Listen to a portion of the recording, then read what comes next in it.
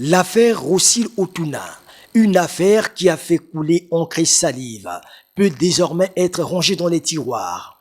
Vox Media, incriminé injustement pour avoir pondu un fake news à ce sujet, a été complètement blanchi par le collège des membres du Conseil supérieur de la liberté de communication. Pour le Conseil, Vox n'a rien à voir avec cette affaire. Après avoir consulté le rapport de la commission administrative et juridique, éthique et déontologie, a conclu que Vox TV n'a jamais obstrué le travail du gouvernement. Vox TV n'a jamais mené une campagne de dénigrement contre le ministre de la Communication.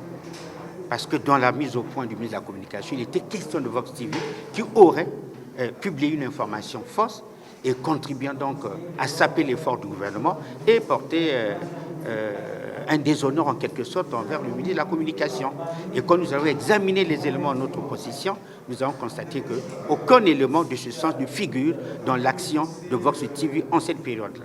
Le collège des membres du Conseil supérieur de la liberté de communication, sous la présidence de Philippe Mvou, a appelé à la réhabilitation du journaliste Rossil Otuna qui a été bel et bien sanctionné. Prenons acte de la mise au point du ministre de la Communication et des Médias, assurant la tutelle de Télécongo, mise au point dans laquelle le ministre dit n'avoir jamais infligé de sanctions à ce journaliste, alors qu'il ressort de l'audition menée par la commission que le journaliste a été bel et bien sanctionné. Le collège des membres du Conseil supérieur de la liberté de communication recommande la réhabilitation sans délai par la direction générale de Télécongo du journaliste Rossil Otuna.